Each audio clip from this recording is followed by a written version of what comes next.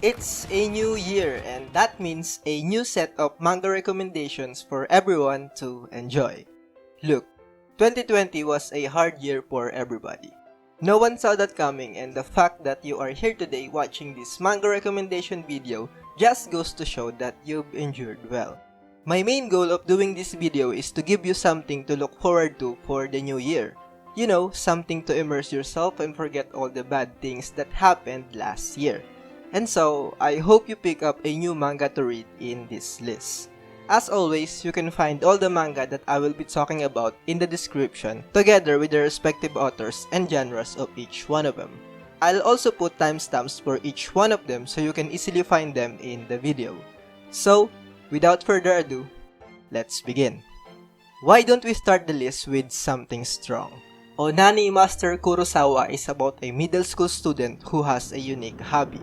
What he does is, after school, he doesn't go home immediately. He always goes straight to the library to read books for an hour, and around 2 to 3 p.m. when the school is starting to close, he leaves the library to go home.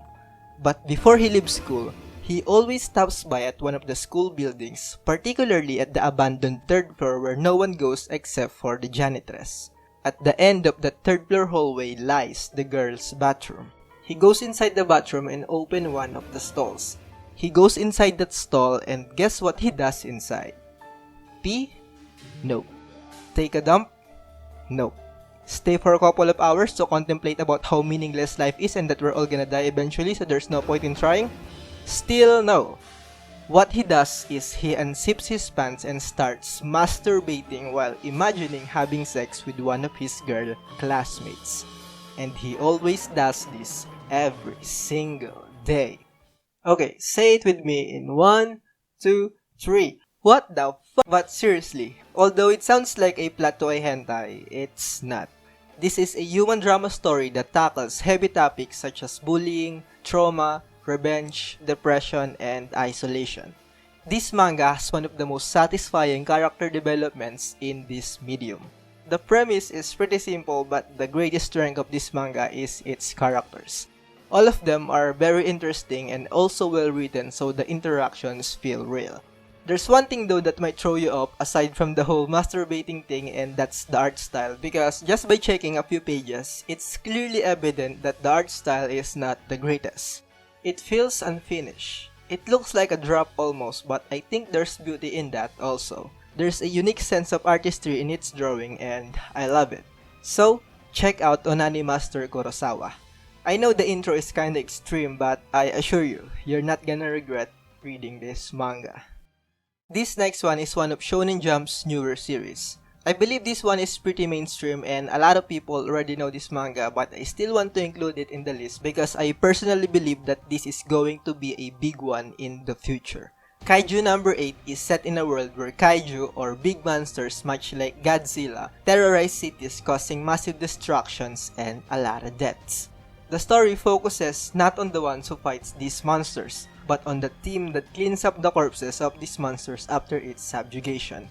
Kafka Hibino is a member of the professional kaiju cleanup corps, also known as monster sweepers, who do this dirty work.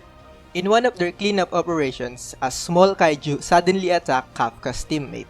But instead of running away, Kafka saved him while also offering to sacrifice himself for the sake of his teammate.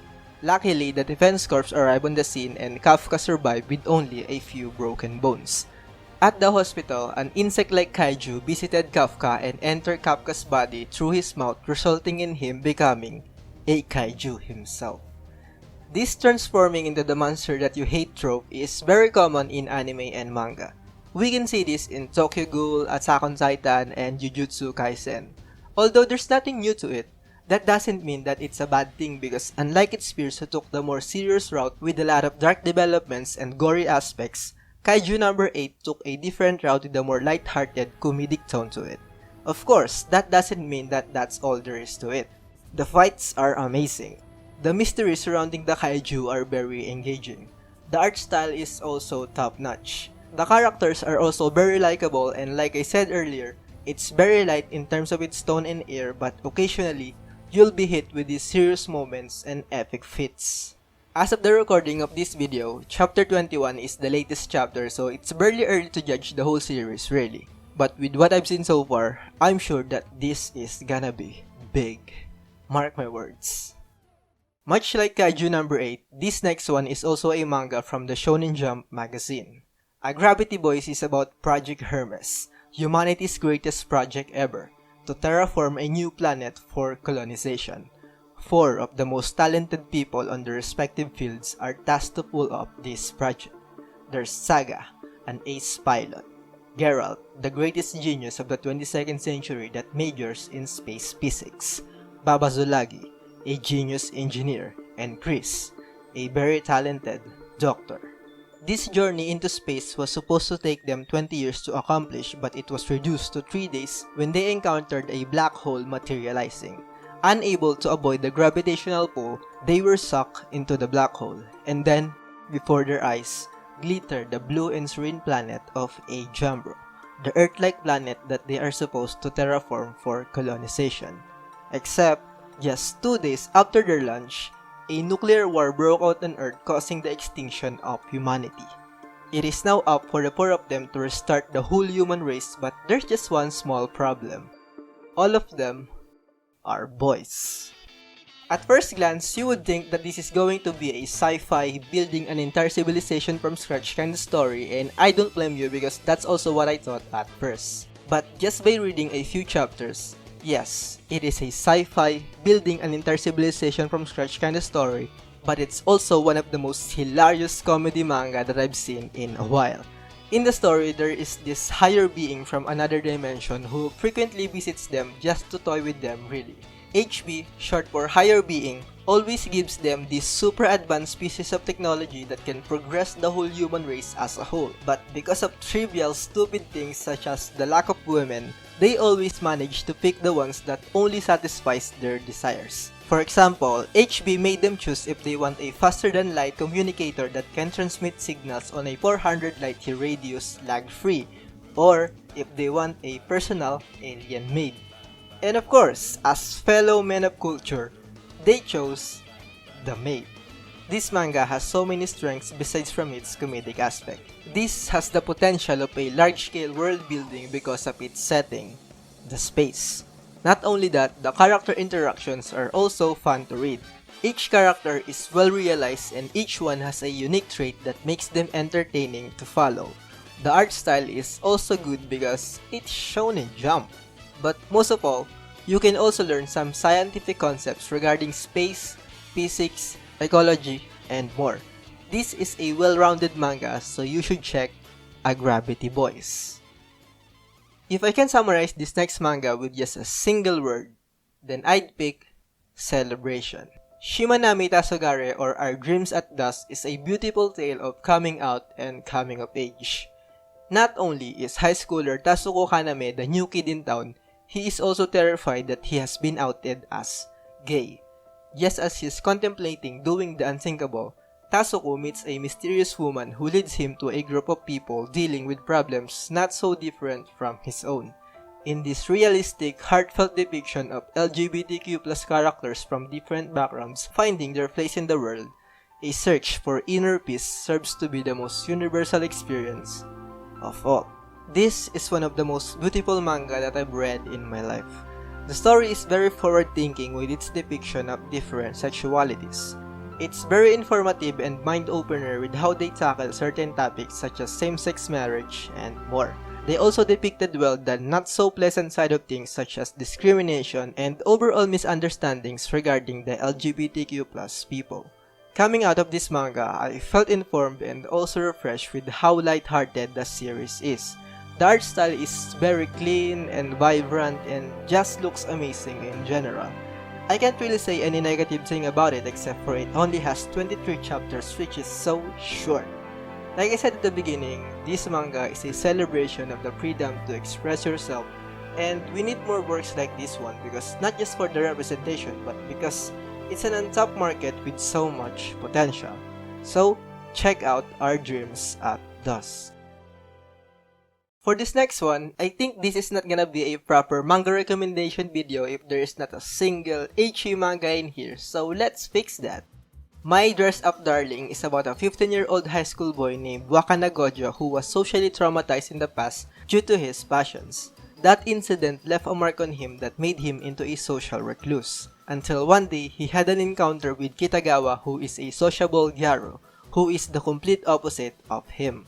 They soon share their passions with one another, which leads to their odd relationship. Although this has some ecchi manga elements to it, it doesn't really focus on that aspect too much because that's not really the main selling point of this manga. At its core, it's about the relationship of these two polar opposite individuals who shares the same but also entirely different hobby. Gojo is a hinadal maker whose main strength is sewing, and Kitagawa is a cosplayer who is shit at making costumes. They form this partnership where Gojo makes Kitagawa's costumes for his cosplay, and in turn, Kitagawa introduces Gojo to a lot of new things, and this serves as practice for Gojo too. And also, did you really believe me when I said that they don't really focus on the ecchi side of things that much? This is an ecchi manga, for God's sake. That was a fucking lie. They focus a lot on the ecchi parts, and seeing this beautiful and gorgeous girl gets flustered every time an ecchi scene comes up is so hot, and that is largely thanks to its equally gorgeous art style. I think the rom-com aspect is still lacking, but that's just because they choose to explore each character better before they really go into the good stuff. Also, this manga is very informative if you are interested in cosplaying.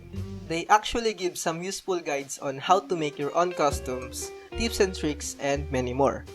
Wait, it's educational? And there's a lot of boobies in it? Sign me up, right? Here is another romance comedy manga, but no ecchi this time. Just pure shoujo manga that melts your heart.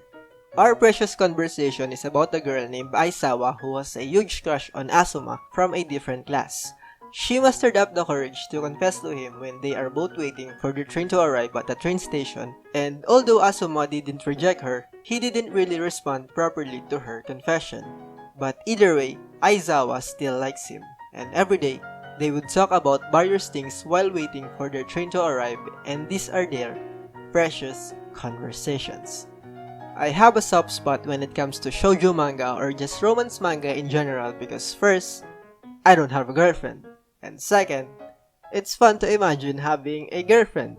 But no, seriously. Almost all shoujo manga that I've read always makes me feel warm and they always put a smile on my face. That's why I love them so much. And Freshest Conversations is no different.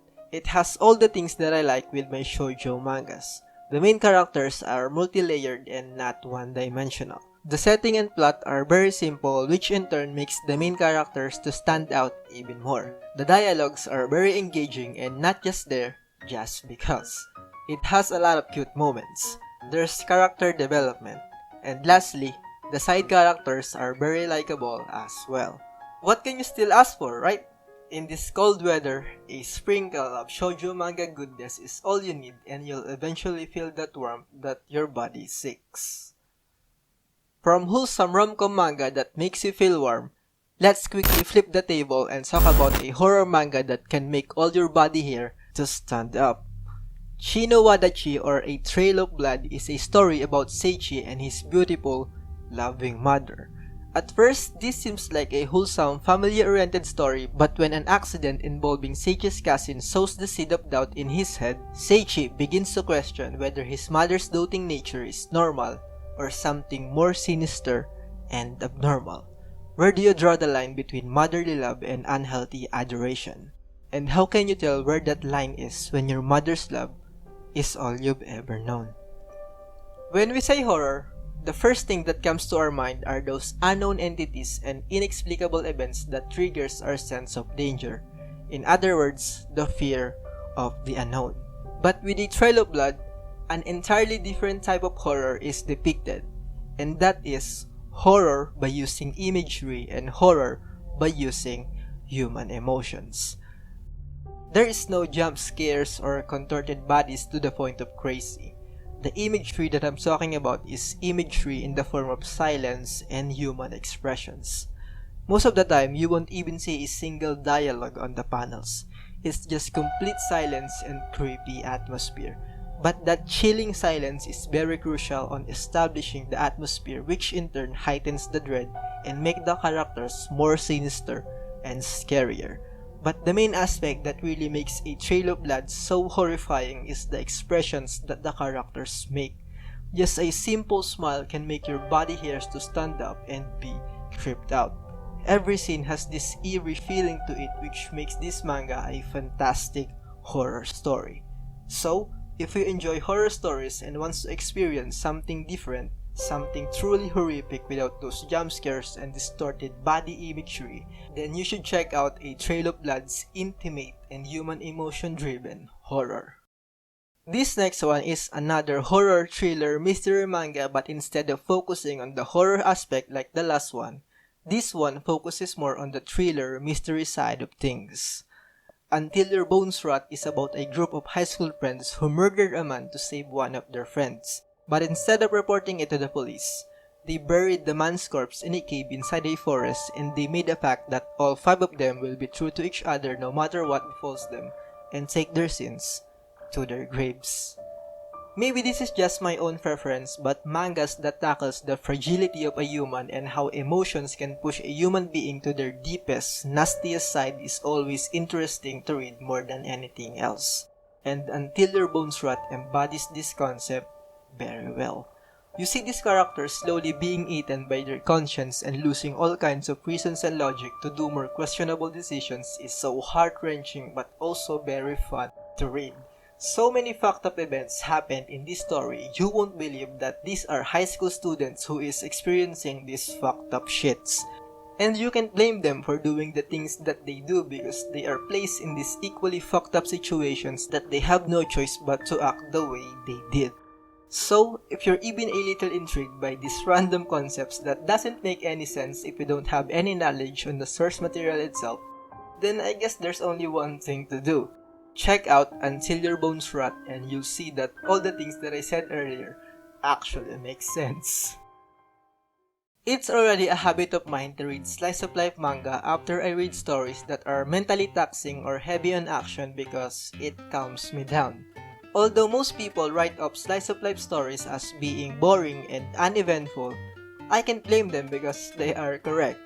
But the weakness of slice of life for other people is also its strength for some people, like me, because there's a beauty in the simplistic approach that slice of life manga has. Its laid-back tone and comfy atmosphere are what makes it great. What I'm trying to say here is you should read Machida-kun no Sekai. It's a slice of life manga that follows a high school student named Machida. Machida loves people. Whenever he sees an opportunity, he helps those who are in need of help. He is also very thoughtful and observant to the point of wholesome. This is peak slice of life, so if you have any spare time or you're just like me who wants a change of space after reading mangas that has high octane action and mentally taxing story, then you should read a slice of life manga, particularly Machida-kun no Sekai.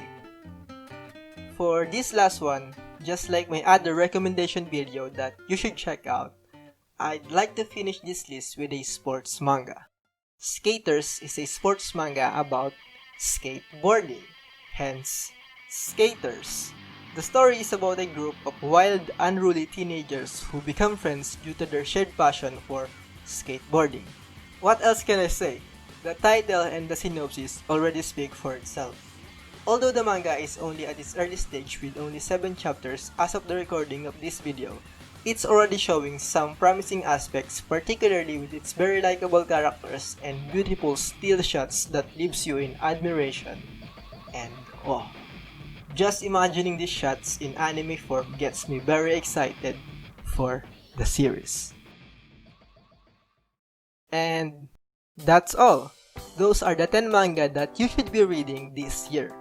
Boy, you have no idea how many mangas I have to read just to finish this list. But don't get me wrong, I'm not complaining because I love reading manga. It's always a gamble when you read an unknown manga because you don't know if it will turn out to be the greatest hidden gem or just a complete letdown. But when you eventually find that hidden gem that no one talks about, there's a weird sense of accomplishment and fulfillment that you can't really explain. And the urge to recommend it so other people can appreciate it is always very strong. That's one of the reasons why I make these these recommendation videos. So, if you like what you saw, then like the video and also subscribe to the channel for more manga recommendation video just like this. Comment what manga caught your attention down in the comment section below. And that's it from me for now. I'm the villain in glasses, and enjoy reading. Bye!